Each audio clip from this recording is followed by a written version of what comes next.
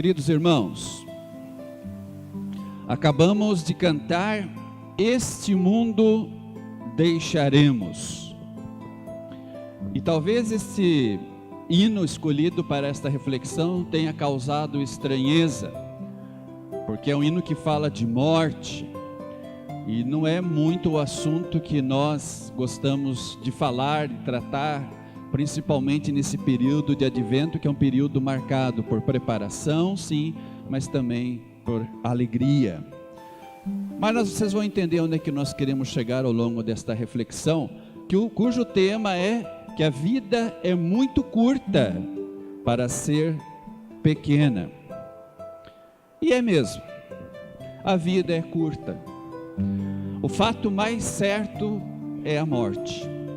E aí então, meditando sobre essa questão da morte, que faz parte da vida, me lembrei de um grande poeta brasileiro, Mário Quintana, mais precisamente Mário de Miranda Quintana, o gaúcho.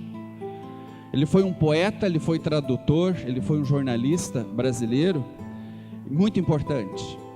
Ele residiu em Porto Alegre durante muitos anos, e no hotel onde ele morava, ele residia no apartamento 217 do Hotel Majestic, e esse Hotel Majestic em Porto Alegre foi transformado na Casa de Cultura Mário Quintana. Inclusive vai uma sugestão dos irmãos, quando visitarem Porto Alegre, visitem a Casa de Cultura Mário Quintana. E esse lugar ele é interessante porque os pertences do nosso querido poeta Mário Quintana, ele já faleceu em 94, 5 de maio de 94, os pertences dele, estão lá, nesta Casa de Cultura.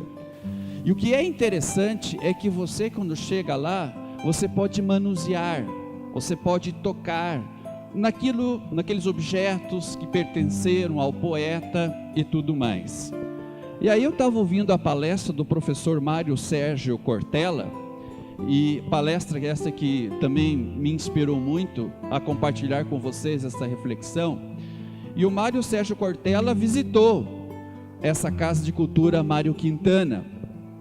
E o professor Cortella, para quem não lembra quem é ele é bastante conhecido. E o professor Cortella então ele é fã do Mário Quintana, começou a rebuscar, a ler e ver, investigar aqueles objetos que você pode manusear. E aí ele encontrou um bloco de anotações, e nesse bloco uma frase do Mário Quintana chamou a atenção do professor Cortella. E aquela anotação dizia assim: eis a frase que eu quero que conste no meu epitáfio, né? Todo mundo sabe o que é epitáfio, né? É aquelas palavras que são escritas e colocadas no túmulo de uma pessoa. E a frase que o Mário Quintana, ele próprio escreveu numa folhinha bem simples, a frase que ele queria que constasse lá como seu epitáfio, no seu túmulo, a frase era essa: eu não estou aqui.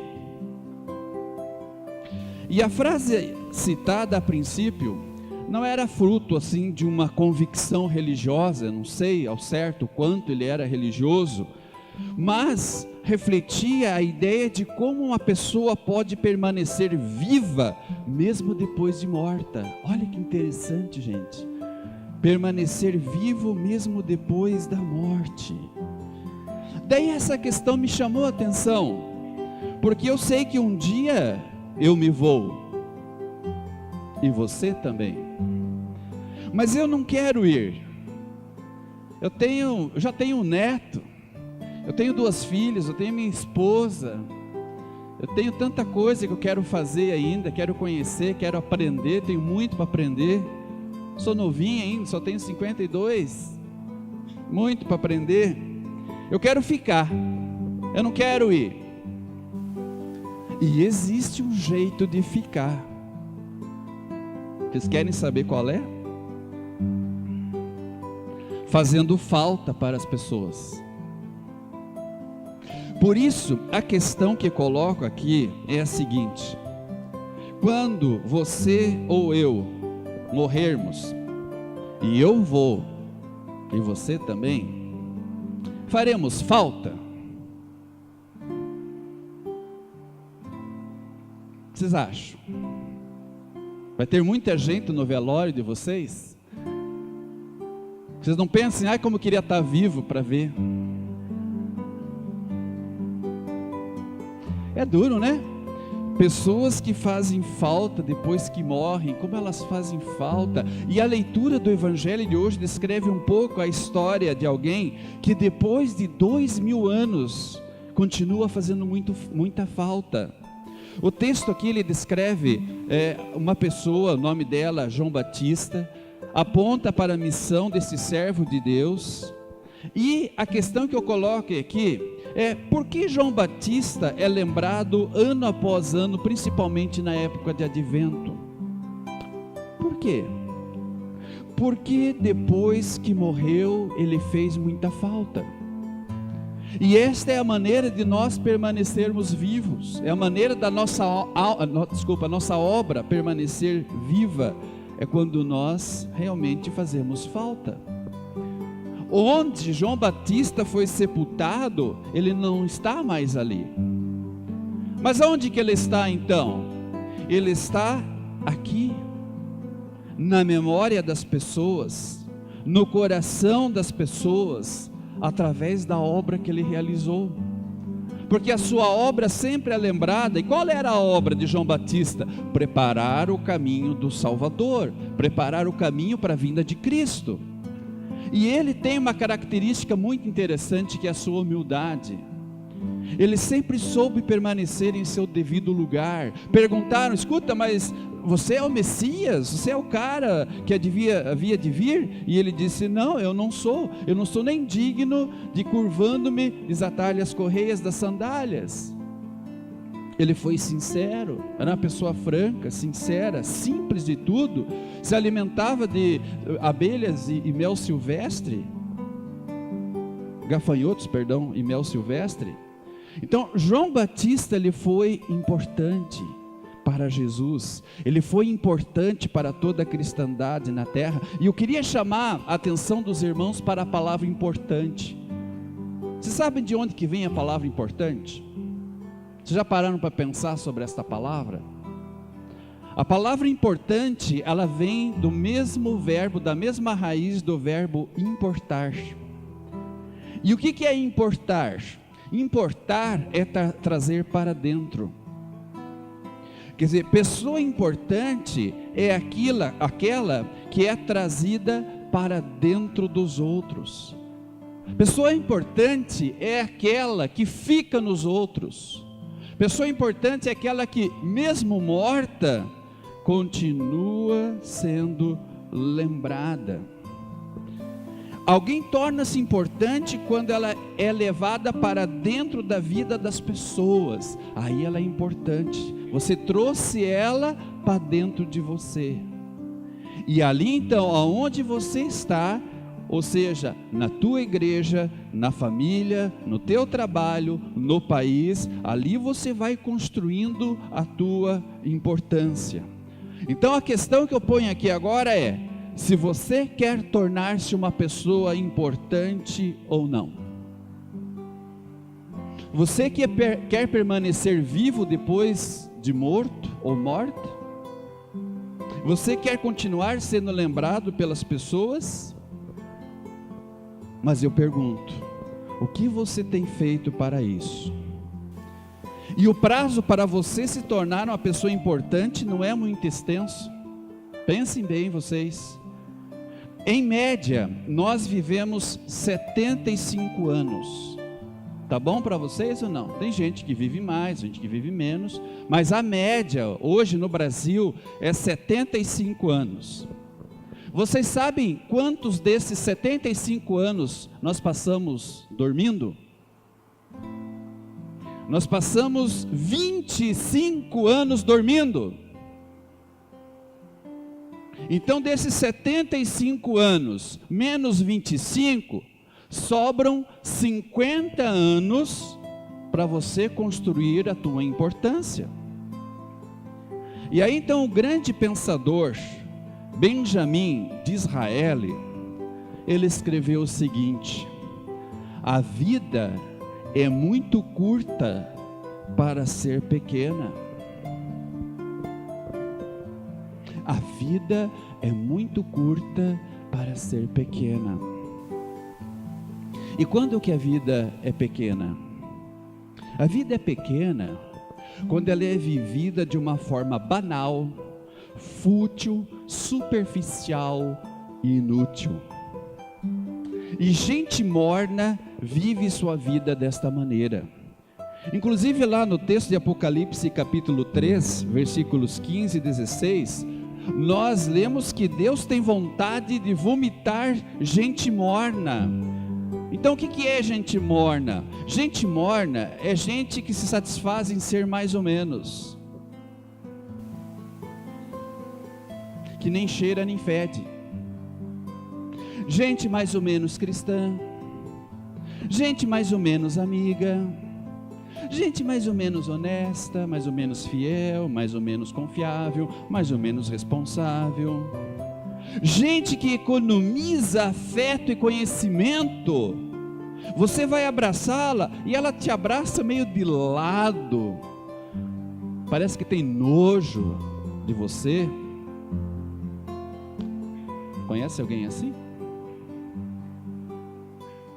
Há coisas, meus irmãos, que quando guardadas, são perdidas. Coisas que você não pode guardar, porque senão você as perde. E o afeto e o conhecimento são duas delas. Gente morna é gente sem compromisso. Gente morna abraça as coisas sempre pela metade e sempre se esconde através e detrás de desculpas, dizendo: não, mas eu nunca tenho tempo, eu não tenho capacidade, eu não tenho dinheiro, e por aí vai, e sempre responsabilizando os outros por serem assim. A culpa sempre é dos outros, é do pai, é da mãe que me educou assim, eu sou infeliz, eu fui criado assim.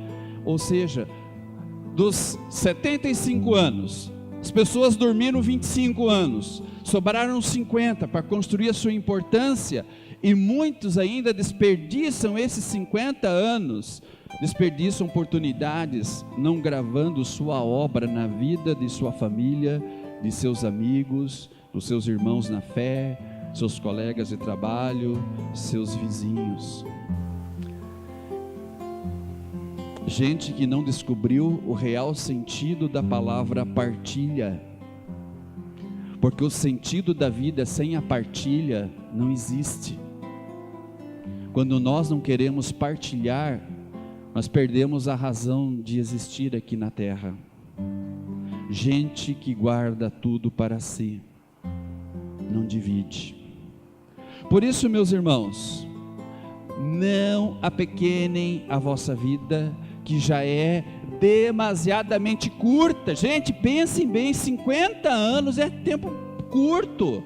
E desses 50 ainda a gente diz assim, você pergunta para a pessoa, além dos 25 anos que ela passou da sua vida dormindo, tem gente que diz assim, dos 50 anos que sobraram para ela viver, você diz para ela: escuta, o que você fez no final de semana? Dormi o final de semana inteiro. Então, se você já dormia 25 anos, que é a média, porque você, digamos assim, você dorme 8 horas por dia, então um terço do teu dia você passa dormindo. O dia tem 24 horas. E assim, então, além dos 25 anos que você passou na tua vida dormindo, acrescente-se mais os final de semana inteiro que você dormiu, o feriadão inteiro que você dormiu. Gente, o que sobrou para você construir a sua importância? Repare como a vida é demasiadamente curta. Pessoas se apequenam na forma como se relacionam e na obra que fazem. Portanto, vai um conselho muito importante, me entendam bem, por favor. Se afaste das pessoas velhas. Velhas, não idosas. Entenderam?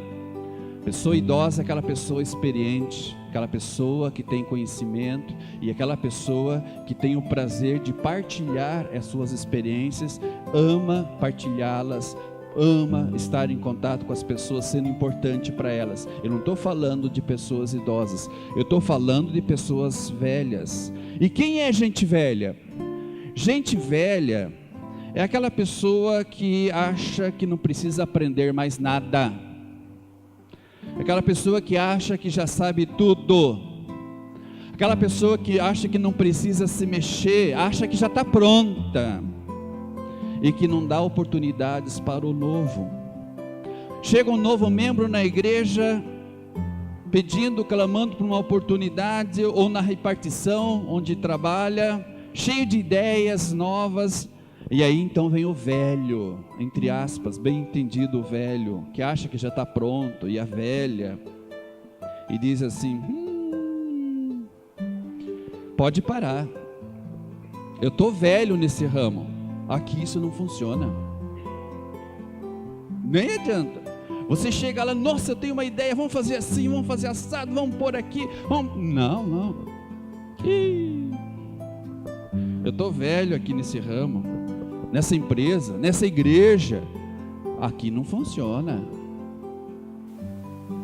E tem gente de 20, 30 anos que é velho, acha que já está pronto, que não precisa aprender mais nada.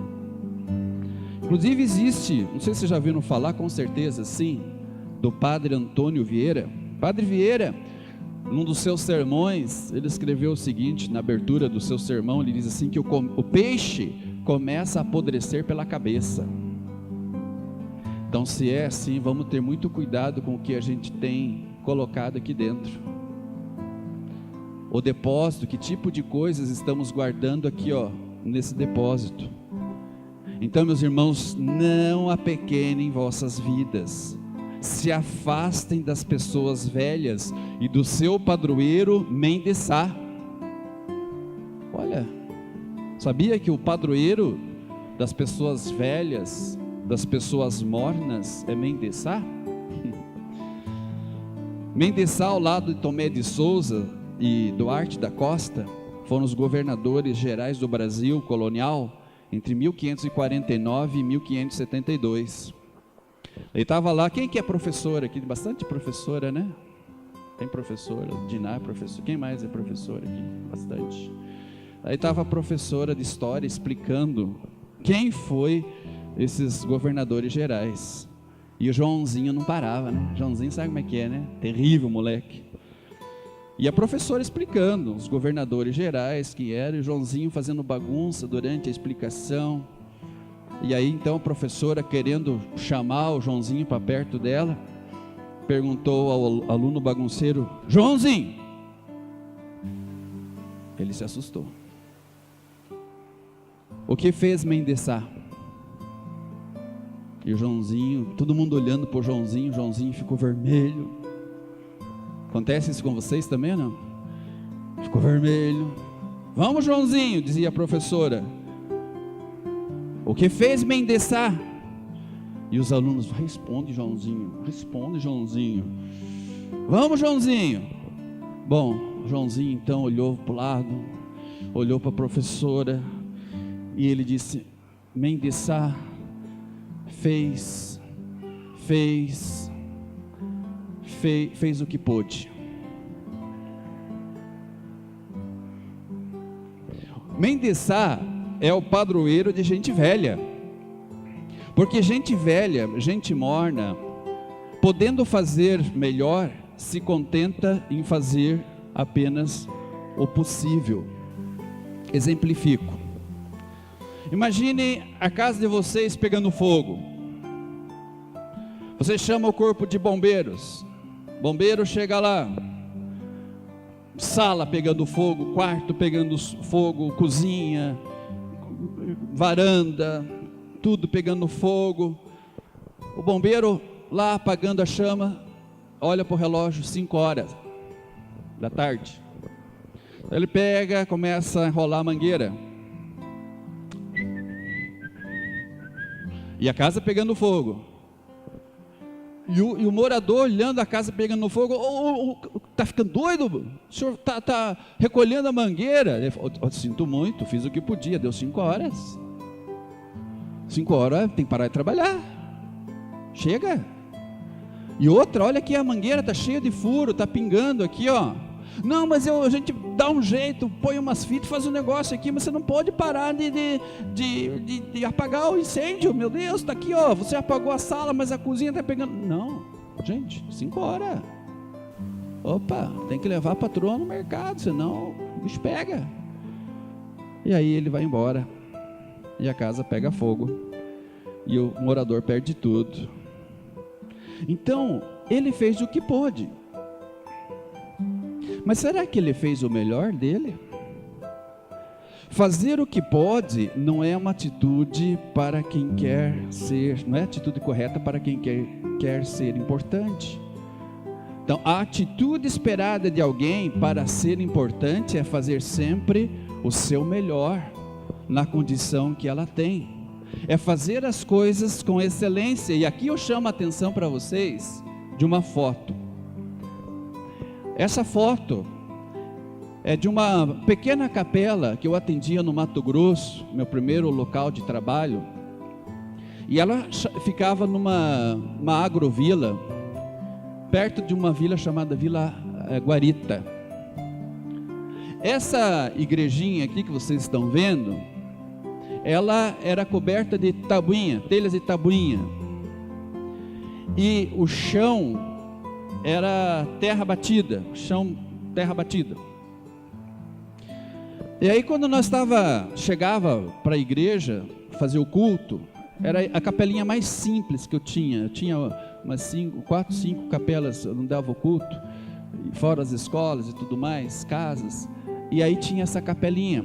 E aí um pouquinho antes de a gente chegar na igreja, nosso templo, talvez não tão bonito, tão vistoso como o nosso, mas era a casa de Deus. Aí o que a gente percebia?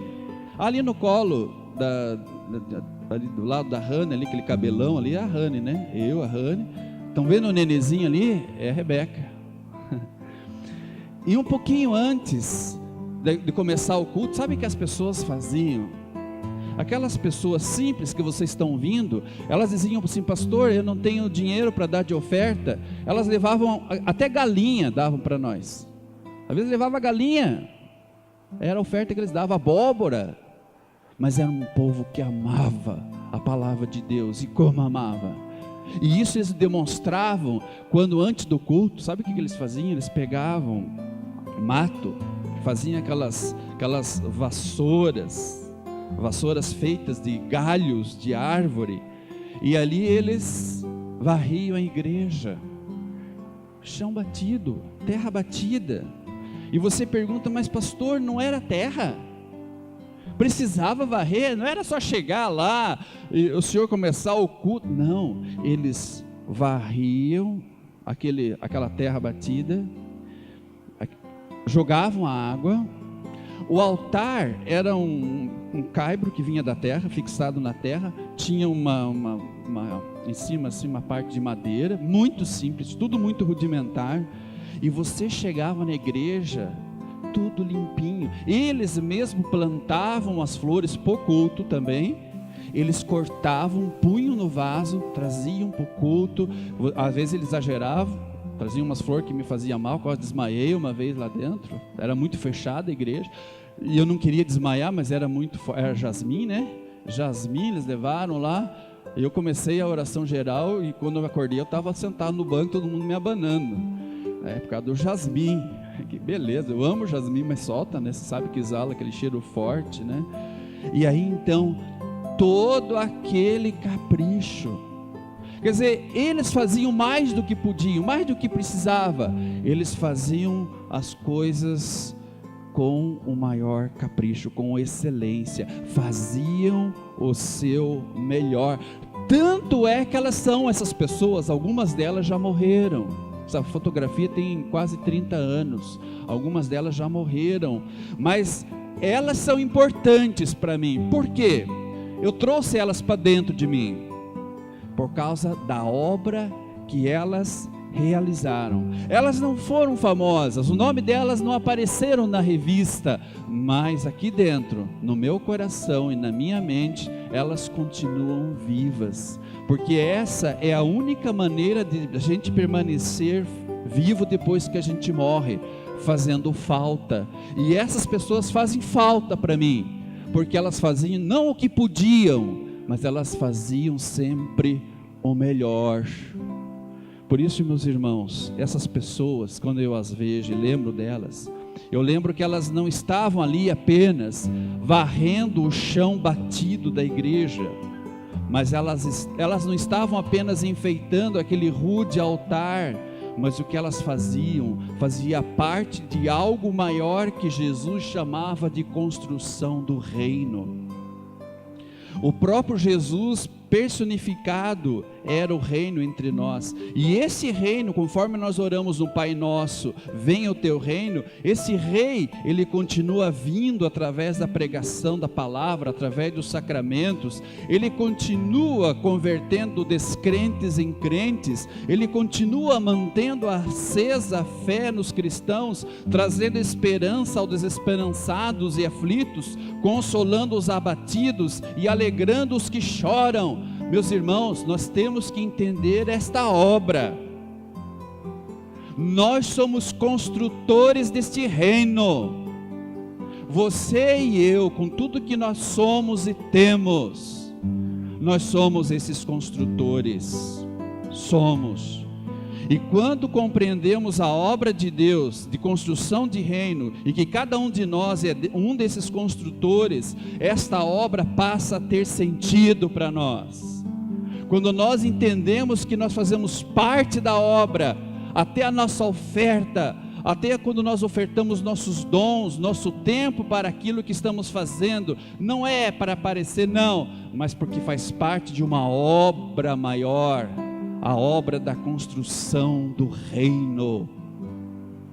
Por isso então, meu querido irmão e irmã, faça a tua vida, que é curta, 50 anos, né? 50 mais 25 a gente passa dormindo, 75, construa a tua importância, faça a tua vida valer a pena, que ela não seja banal, fútil, superficial, inútil. Não faça as coisas apenas por fazer, mas o faça com excelência. Faça o seu melhor. Não queira estocar partilha, não queira estocar tempo, dons.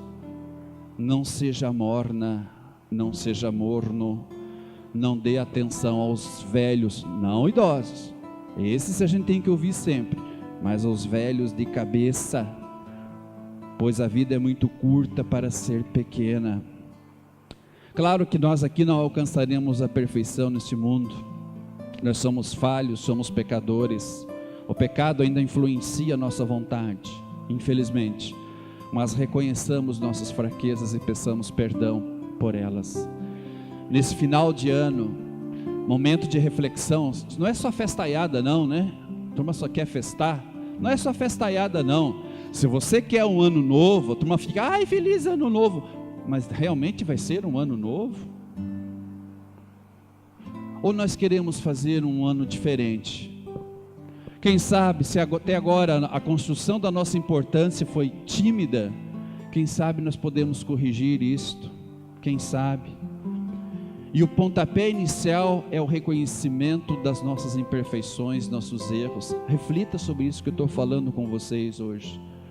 Peça um perdão a Deus, como eu tenho pedido ao longo de toda essa semana, refletindo sobre tudo que foi esse ano, o que eu deveria ter feito, não fiz, o que podia ter feito, não fiz, o que eu fiz, o que pude, e quando deveria ter feito com excelência, quando deveria ter feito o meu melhor.